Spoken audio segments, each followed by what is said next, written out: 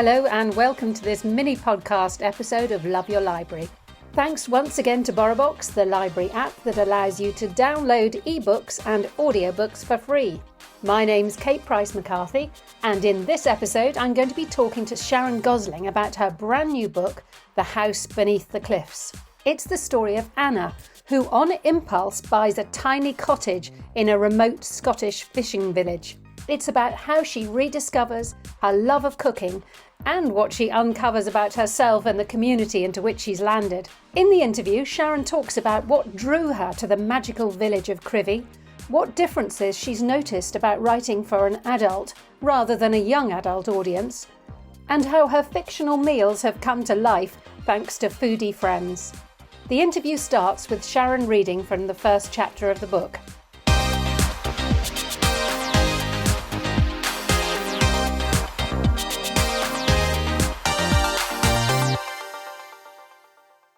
Chapter 1. The spring sky above the ocean was a bright and brilliant blue, streaked with the occasional wisp of white cloud as if someone careless had released candy floss into the North Sea wind. Anna drove to the edge of the cliff, where the road vanished over what seemed to be a blunt edge, and then on past the sign declaring the point beyond which only the cars of residents should pass. Around her, grassy farmland tipped towards the water until the slope became an angle that not even the cattle could abide. The road cut down and over the cliffs, sinking quickly between green-covered clefts splashed with the paint of wildflowers nodding in the breeze. Halfway down, a precipitous footpath divided itself from the tarmac, a wooden sign pointing the way on foot. The road continued on, curling back on itself in a bend so sharp that Anna wasn't sure she'd make it, even in her tiny tin can excuse for a car. Beyond it, the village of Crovie unspooled below her to her right, a string of houses clinging like colourful limpets to the wild lip of the narrow shoreline beneath the cliffs. The road opened out slightly as it reached level ground, backed by one or two wooden huts before it turned into a rocky beach that curved away from the village towards a towering promontory of grass-shrouded red rock. Before her, the North Sea stretched into the horizon, the edge of the land crashing down to meet it in overlapping folds that reached far into the softening distance. The tide was out, the road squeezed between the cliffs and a sheer drop down onto a jagged field of wet black rocks and smaller tumbled stones. Anna pulled up and switched off her engine, staring out at the dip and swell of the blue-green expanse ahead and trying to gather her thoughts. She'd been there less than 2 minutes before a shadow slanted against her face, swiftly followed by a single sharp rap on the glass. Through it scowled an old man. Anna wound down the window. "You cannot park here," he said. "'Tis for residents only." He turned briefly to shake his cane at the backside of another sign she'd ignored. "Tourists have to park at the top and walk." "But I am a resident," Anna told him. B&B and holiday rentals didn't count," he interrupted, still scowling. "Tourists park at the top." Anna decided that she was done being at a disadvantage and so unclipped her seatbelt and pushed open the door. On her feet, she stood head over him, yet he remained imposing. His shoulders, hunched now, were still broad and must have once been powerful. Lines traced around his eyes and mouth, deep creases weathered by a life probably lived largely outdoors. "I'm not a tourist," she said. "I'm a resident, a permanent one. I've bought the Fisher girl's luck." Anna tried for a smile and put out a hand. "It's nice to meet you, Mr." He recoiled as if she was holding out something offensive, then looked her up and down with clear contempt. "You," he hissed. "You're the one." "Yes, my name is Anna. Anna Campbell. He shocked her by turning away and spitting violently at the ground. "That bloody place," he said. "Old Robbie should have let the ruddy sea take it." Then he turned his back and began to hobble away, faster than she would have given him credit for. "Wait," she called after a moment. "Please, I don't want to get off on the wrong foot. Can't we talk just for a minute?" He didn't stop. Anna watched his retreating back with a sense of dread. She leaned against the car, feeling suddenly defeated. She hadn't even been here 5 minutes and her worst fears had been realised. This wasn't going to be a haven. No one was going to want her here.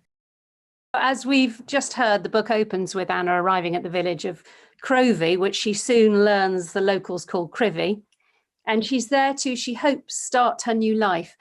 So would you tell us a bit about how the story develops from there?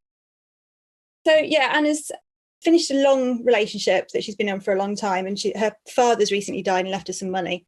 And she's kind of reached this point in her life where she's not really sure what she wants to do anymore. She was always determined to be a chef, but now she's not sure that's what she's going to do. So she's ended this relationship and she's moved to Crovie and she's bought this house because she can afford to, essentially, but she hasn't actually seen it. She's just seen photographs of it. And when she gets there, she realizes that it really is just a shed, a stone shed on the seawall.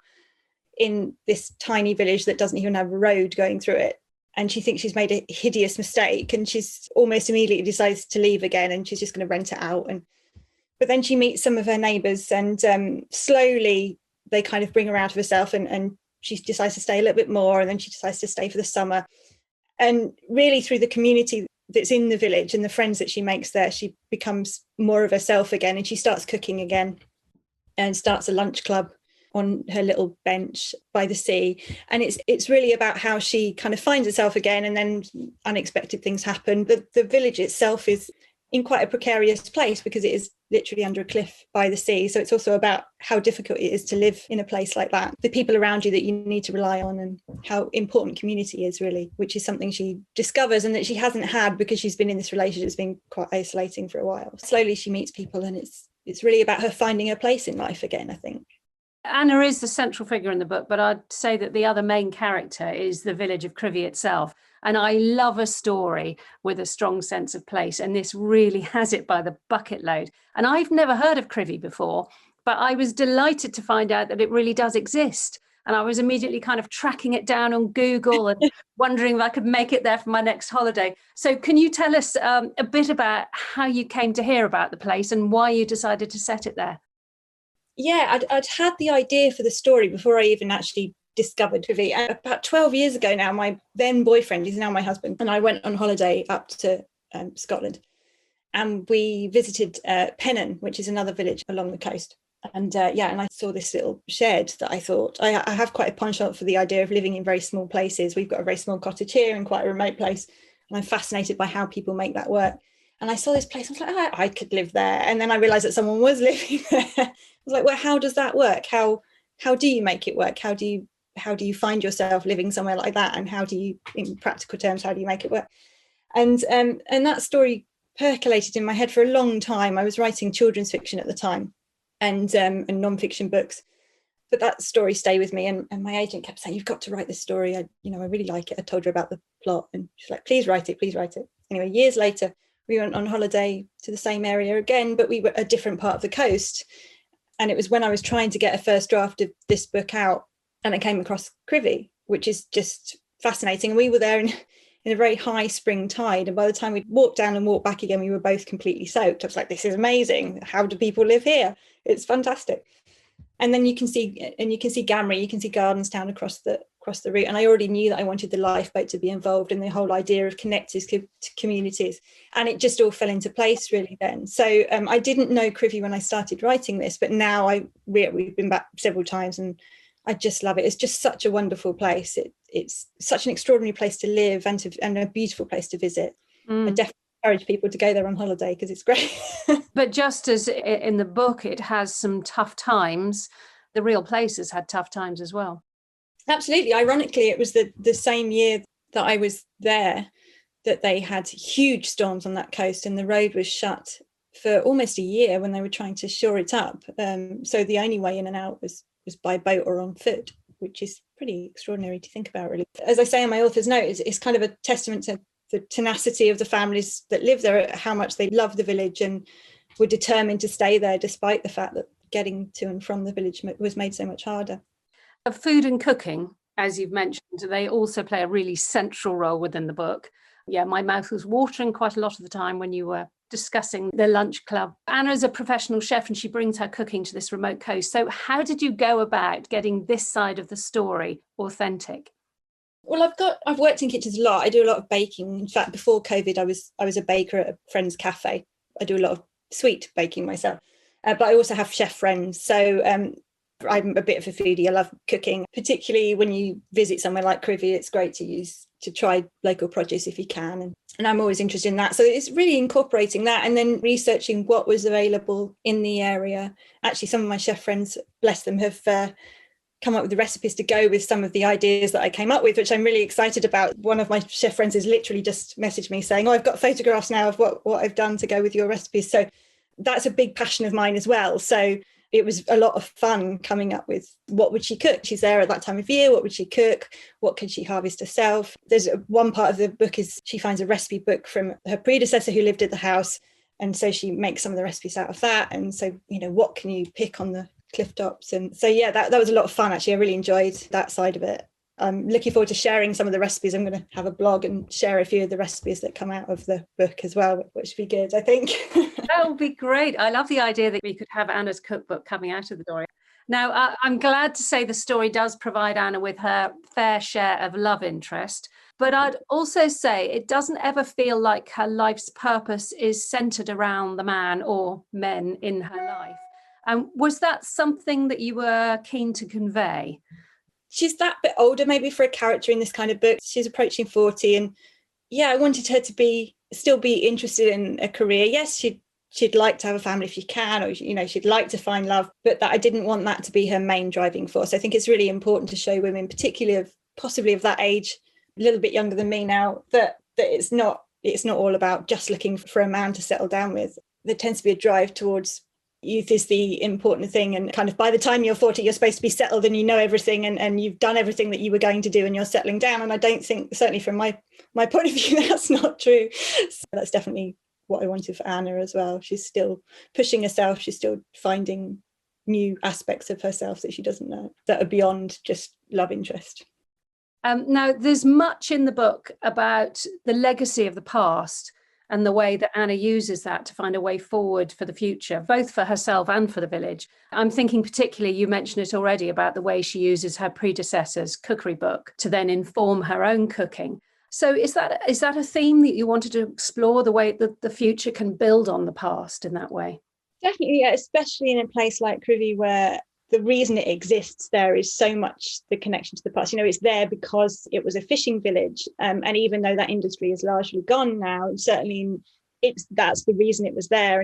The oceans is so much a shaping influence on the village. So really important to reflect that. An earlier draft of the book actually had a whole strand with Bren in it, exploring her life as a herring lassie, because I just find that fascinating. That was something that came out of my research as I was researching this book, and the area, and the women, the Scottish women who spent a lot of their early years, they would start when they were 12, 13 and travel pretty much until they got married. A lot of them would travel gutting the herring, following the fishing fleets, and it gave them huge independence, and they travelled. And certainly me, coming from the south, if I was going to think about a village and what women's lives would be like in a village like that in the 1850s up until 1914 essentially, I wouldn't have thought that they had that independence, that they went out there and they made their own money. And that was fascinating to discover, and how tough their lives were, and how tough they were. So yeah, I definitely wanted to reflect that in the book. And even though Bren's a minor character really in the book, I really wanted her influence to be there. And, you know, the reason that the shed is there for the Fisher Girls, like exists for Anna to come and have her life in it, is because Bren wanted her life the way she wanted it. She didn't want to just get married and settle down and do as she was told and be beholden to other people. What comes before Forge is what comes ahead. And I think it's very easy for women now. We still have plenty of struggles, but I think it's very easy to forget how hard it was for women in the past. And I think we shouldn't, because that's how you lose a lot of the advances that you have. Yeah, I did feel Bren was a very a rounded character within the book, considering she's not in the book. She very much is part of the books. Now, I'm interested to know whether Anna's adventure mirrors your own life in any way, because I know you were originally an entertainment journalist and now you're based in a small village in northern Cumbria. So are there any parallels between your story and Anna's? I guess a little bit from the point of view, we moved from Crystal Palace to Croglin, which is, 30 houses and 30,000 sheep. And I don't drive. So I guess from that point of view, it does. So, and actually a lot of the usual suspects kind of mirror our wonderful neighbours around us. Like there's a lot of elements of our friends that we've made in the village. The idea of relying on a community because we all need to help each other to get through difficult times. A few years ago, the Beast from the East hit and we were cut off for a week. And, if you're not friends with your neighbours, if you don't know your neighbours, then that's a very difficult thing to go through. Everyone has to kind of help each other. And it is a great community here. I think definitely that more than anything else, really. And possibly the idea of finding exactly what it is you want to do. There is this community of locals that really add to the richness of life for Anna in Crovie. As you say, they make it a reason for her to stay. There's Pat and Frank, and then the rest of, as you say, she comes to term them, the usual suspects. And so I'm glad to see that they were inspired by people you know. From what I read, your life is very dominated by books. You write and you collect books, and your husband sells books. You've got a bookshop called With Nail Books. So I'd love to hear a bit more about the bookshop and your life there. The bookshop is entirely my husband's. I mean, obviously, it's ours in the sense that we're married, but it's entirely my husband's. He's a brilliant, brilliant bookseller, knows something about everything. I love watching him work because someone will come into the shop and they won't know what they're looking for. And within a few kind of questions, Adam will be able to recommend something that they've never even heard of. And yeah, he's fascinating like that. My husband was a non-fiction editor. He still is. He freelances. And that's how we met, actually. He edited my first book many, many years ago before we really knew each other. And With Nail Books came out of, we knew we wanted to move out of London, and we were looking for somewhere to have the bookshop. And we had just ended up with many, many books because we never throw any books away. So it's like, okay, well, we've got the stock.